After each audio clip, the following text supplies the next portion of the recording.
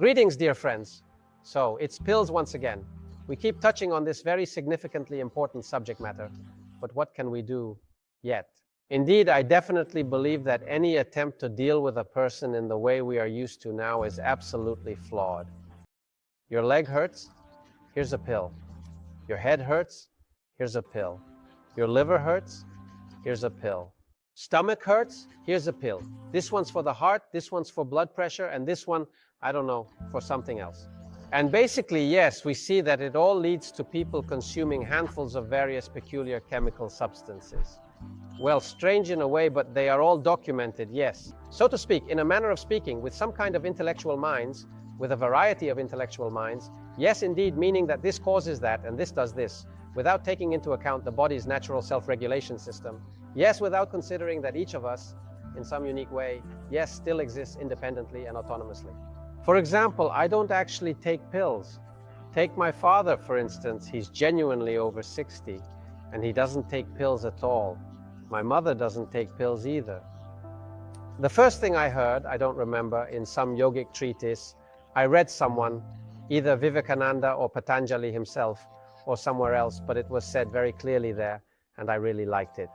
Treating a patient with iodine or some medications is equivalent to smearing iodine on the legs of the bed on which the patient lies. I liked it so much, I really thought, well, why not, right? I mean, if we had the idea and in principle the accepted, generally accepted ideology that you need to anoint the bed legs, right? Put one pill under one leg, another under the other, and generously apply iodine like that, then all diseases would go away. I think really people would do it that way. Imagine I was watching this very, very fascinating movie again, Idiocracy. In the future, everyone has become extremely unintelligent, right? So it shows the progression of humanity's degradation. Smart people find it very, very difficult to decide to have a child because it's such a huge responsibility. You know, there's this and that. They're taking long to decide. While deciding, he died. Who has the kvass and soda? They already have 3 kids playing, and she's pregnant. Everyone's sitting on the couch drinking beer. He's there, Buzz there, gave some kid a kick in the butt. Come on, grab a beer from the fridge. And then, knock, knock, knock, knock, he ran off. Everyone's already flying with beer. You know, people who don't really have like issues, right? I guess there are like a lot of them now, right? And the people who were more serious, more solid, they kind of got dumb over time. Well, they just disappeared, degenerated. In the end, it turns out that ultimately this guy actually ended up being indeed the smartest one there, surprisingly. And the problem was that they were watering some crops with water, Coca-Cola or something like that, because it had electrolytes. The advertisement said that regular water is just like toilet water. Here's regular water in the toilet. Are you going to drink regular water? So regular water is like the water in the toilet. But should we drink this Coca-Cola or perhaps some other type of water or maybe something else? Why? Because it has electrolytes. That means it's definitely better. You should actually essentially drink it, of course. And so they started watering this wheat with that water. Naturally, everything died. This guy told them they should water it with regular water. They almost hanged him for that because it was regular water. It's just terrible. It's water like in the toilet. So you see, friends, how easy it is to manipulate people's minds. And that's really a fact. Whatever you tell them, they take it at face value. Someone will be spreading some rumors there, but you don't know who or what. All those tabloids, all that stuff. She went somewhere over there talking about some celebrities, and then someone else was saying something about someone else. But you don't know these individuals, acquaintances and friends. Who knows where they really and actually went? Who said he was indeed truly guilty, or she was in fact truly guilty, or someone watching all these divorce court legal proceedings or something else. But what is the reality, right? The attention that your body needs, that your mind needs for this awareness to grow, needs to be directed inward. It's a bit of a selfish approach, but you can't share until you have something yourself. As long as you are empty, you will only be wandering in the realms of others. To be engaged, to have life energy, to be healthy, you need to look at yourself, at your breathing, at your body posture, at your emotions, at your thoughts. In other words, be aware, activate the machine of awareness. And if you direct your attention and there's some advertisement. It's obvious, it's an ad, and wherever you look now, it's everywhere, this advertisement. And whether you want it or not, it's all very simple. So, I studied at the Moscow School of Hypnosis, and I can tell you actually hypnosis is just basically repetition.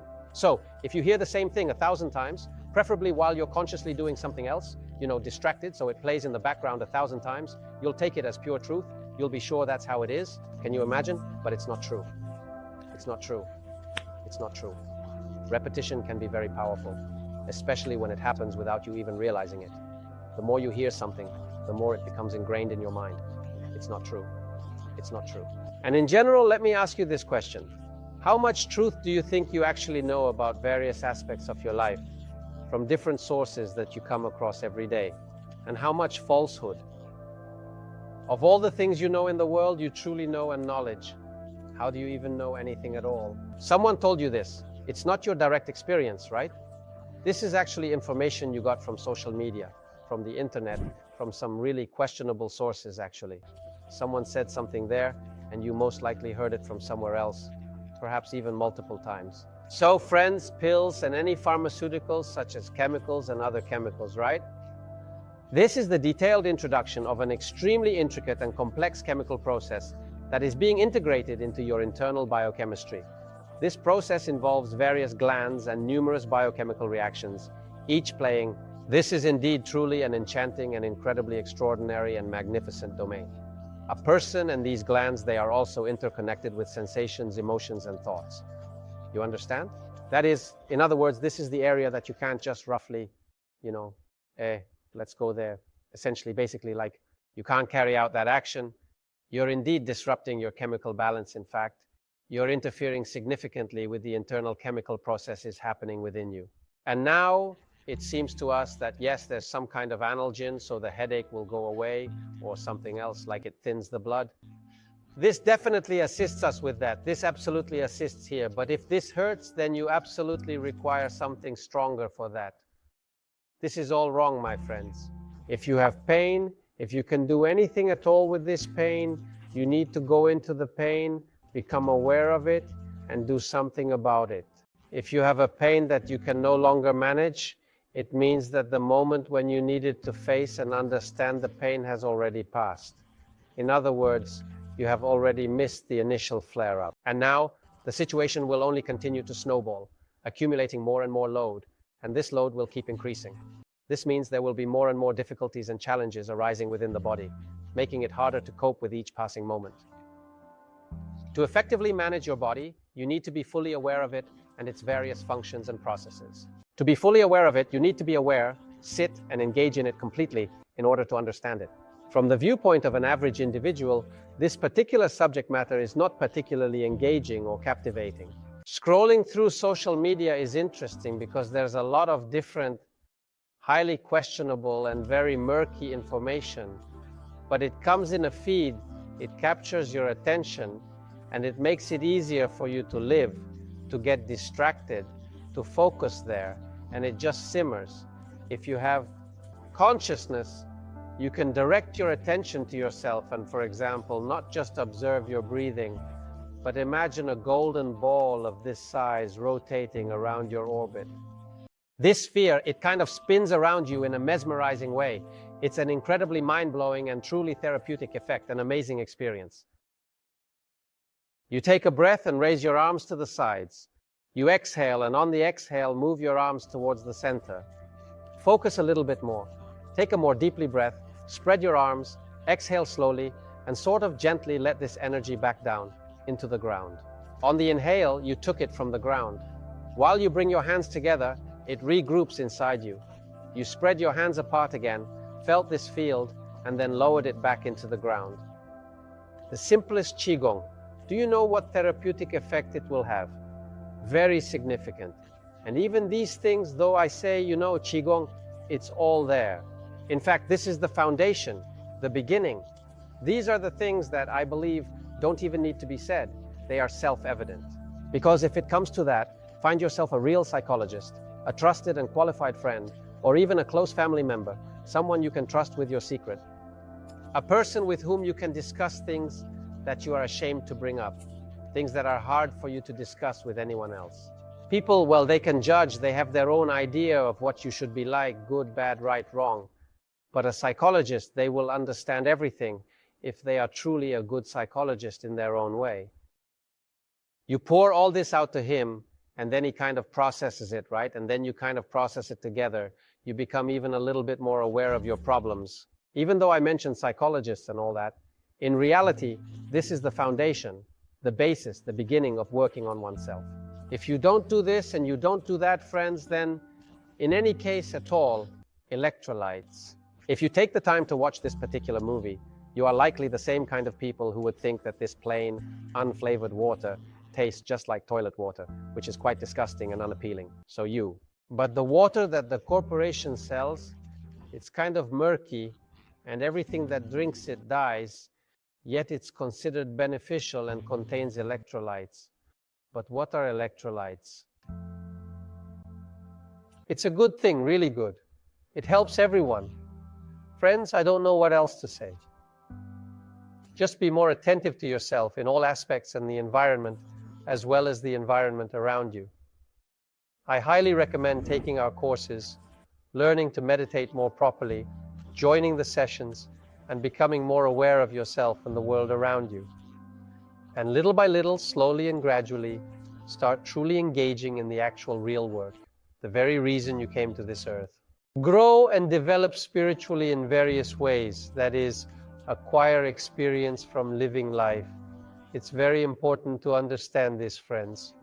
There are two main states of a person, yes, in which people live one way or another. That is, in fact, the time when you actually want time to pass faster. And indeed, the vast majority of the population is in this state.